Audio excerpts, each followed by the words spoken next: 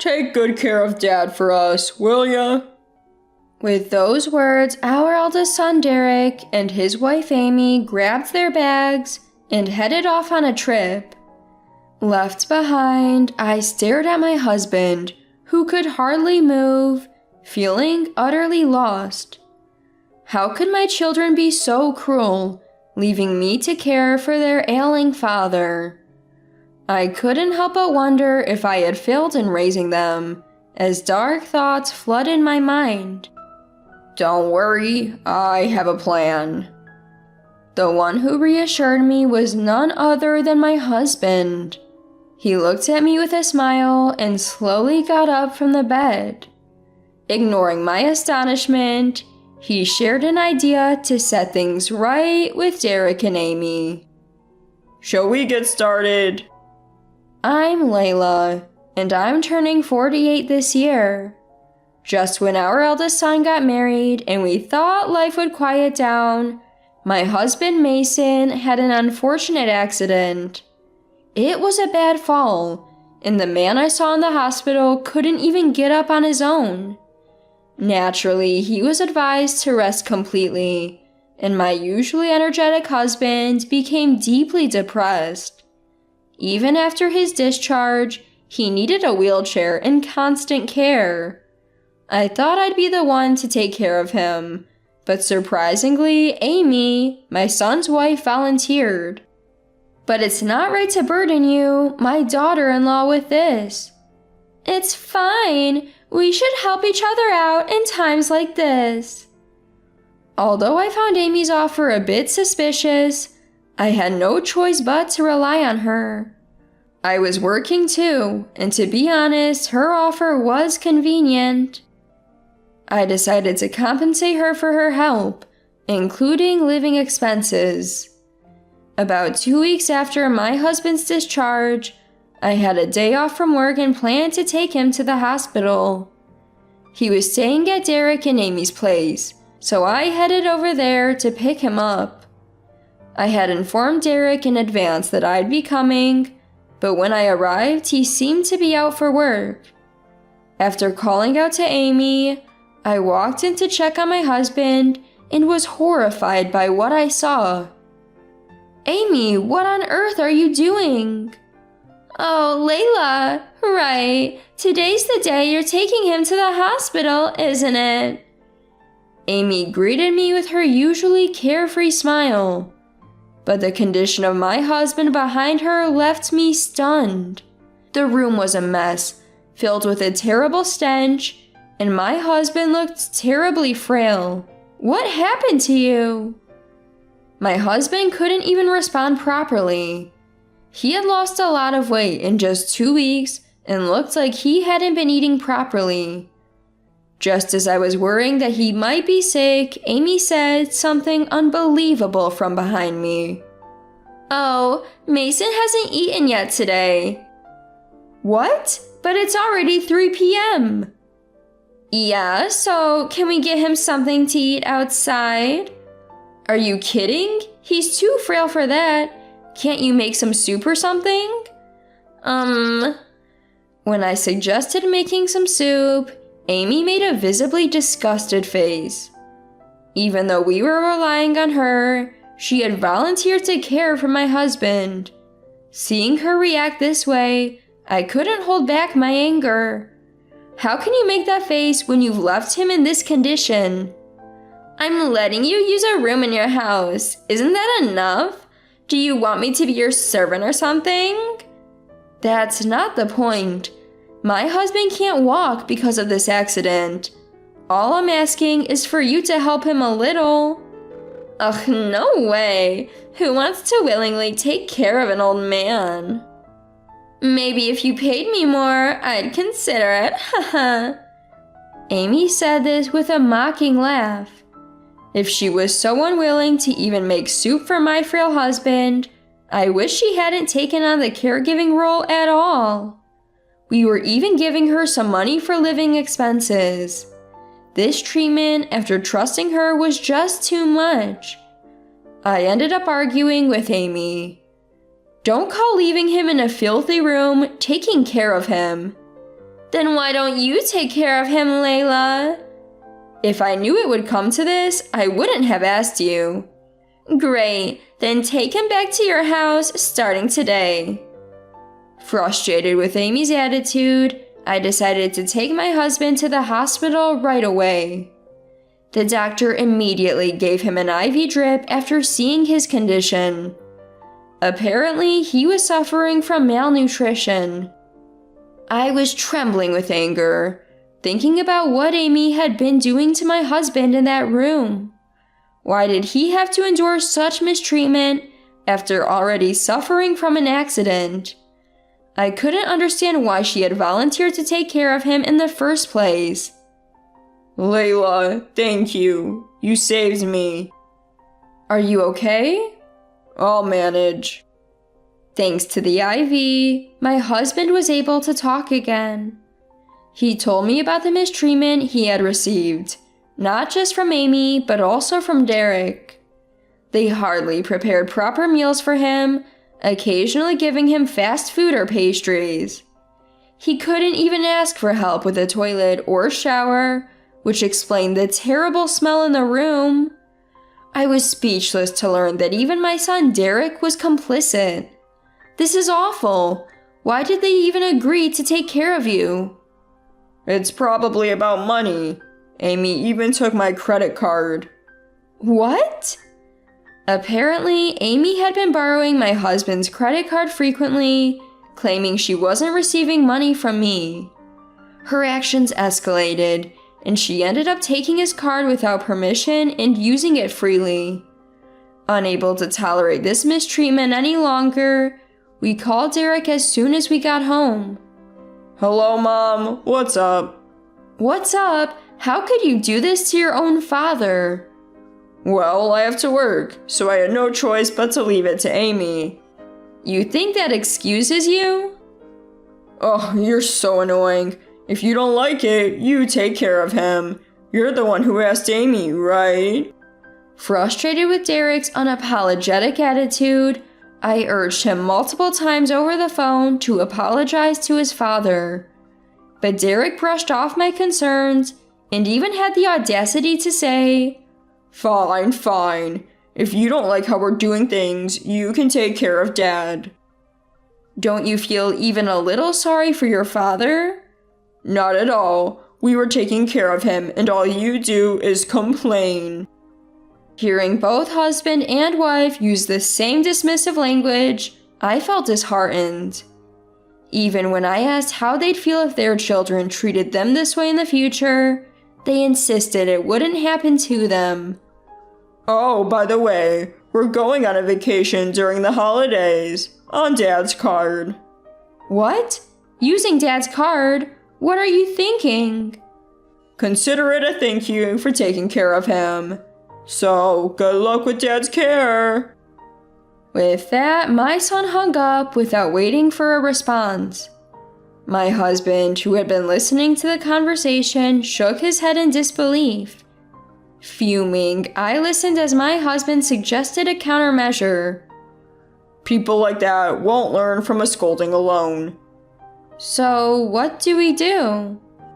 Leave it to me. I have a plan. My husband got up from the bed with a smile. Ignoring my surprise, he shared his plan with me. We decided to execute a plan that would make Derek and Amy truly regret their actions. Let's get started. While rubbing his still recovering legs, my husband spoke. While I was preparing to bring my husband home from Derek and Amy's house, Derek, on his way to work, handed me the keys and said, We're separate households now, so don't steal anything, okay? Just to clarify. What? You're planning to return Dad's card? Like I said, once we go on the trip as a thank you for the care, we'll return it. By then, Dad's account might be empty. Both of them smiled, looking like devils. I was so angry at their attitude, which was unrecognizable as that of my own son, but I held my tongue and waited for the right moment to counterattack. The next day, when they left for their trip, My husband contacted the credit card company to freeze the card. As expected, Derek called immediately, but we ignored it and enjoyed a peaceful holiday season. Do you think they'll learn their lesson just because we froze the card? He's too proud for that. This alone won't be enough. So, what's next? After the new year, we'll make them feel a bit more pain. My husband still had plans, and while continuing his rehab, he was contemplating the next steps against Derek and Amy. When the new year arrived, Derek and Amy returned from their trip and, as expected, came to our house.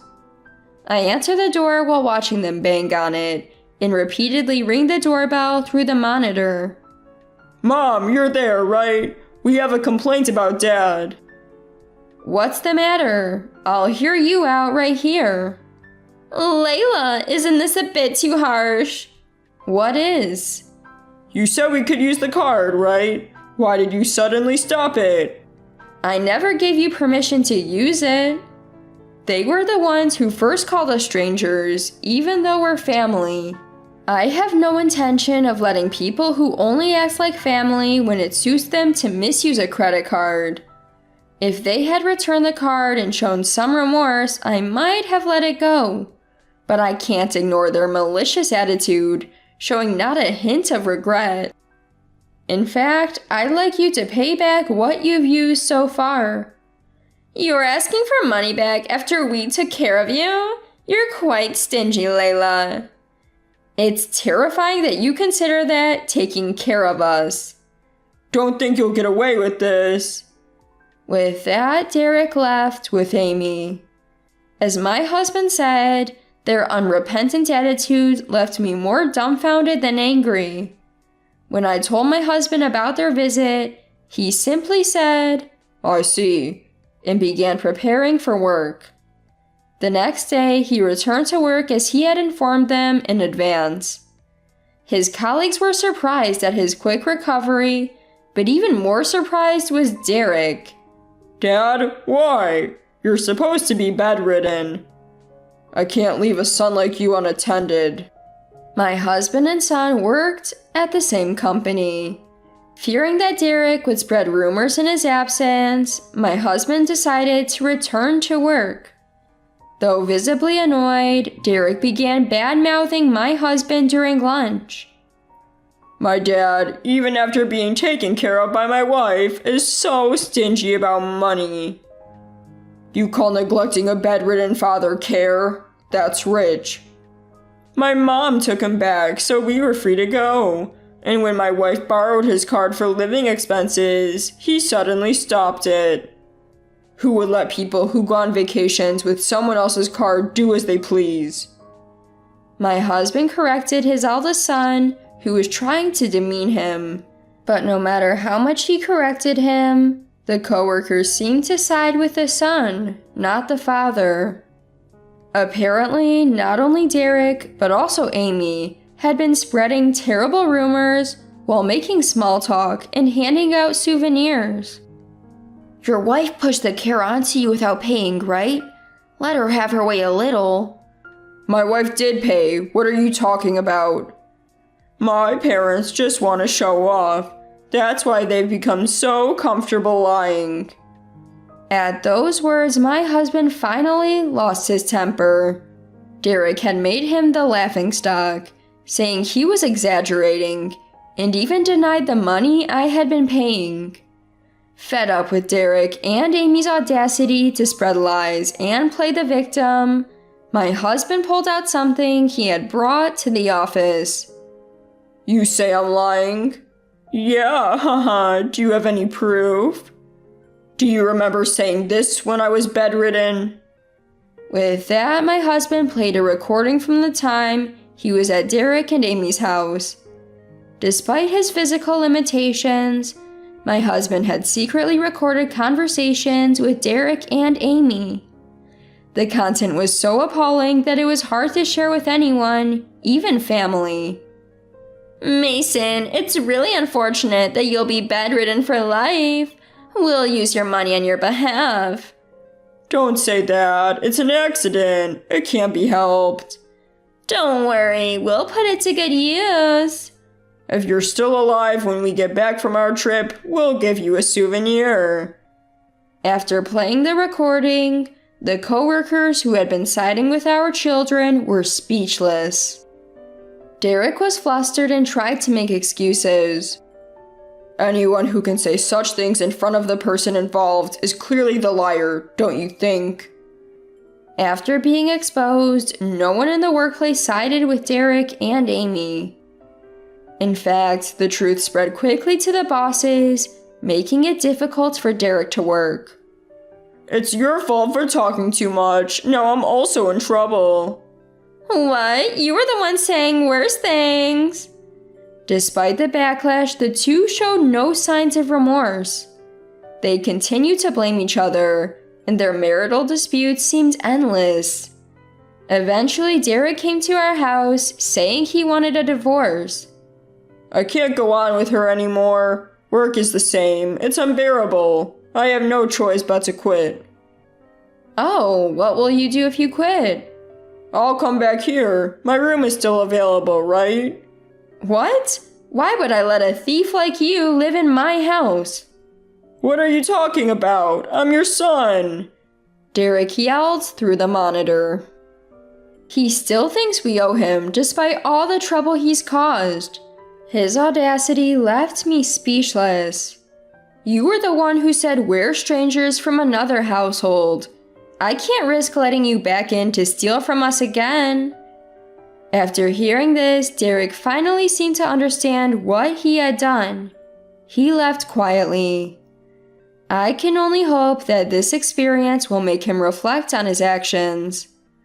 Later, I heard that Derek and Amy are still together, working hard to make ends meet. Apparently, they had chosen an expensive travel plan, thinking they could use someone else's money, and now their savings are almost gone. Derek still works at the same company as my husband, finding it difficult to change jobs due to the rumors. My husband had been diagnosed with a simple fracture, but due to his age, recovery would take time. Derek and Amy had misunderstood this as him being bedridden for life and were planning to use his assets as a lifetime gift. Hearing the word inheritance, my 52-year-old husband was furious and vowed never to leave anything to them. He recovered at a speed that surprised even the doctors, and is now back at work, more motivated than ever. I'm not losing to the young ones yet. It's good to be enthusiastic, but don't overdo it. Yeah, maybe I do need a break sometimes. Exactly. Why don't we plan a trip to Hawaii or something? Though he's always been passionate about his work, we're planning a trip to ensure he doesn't overcommit this time.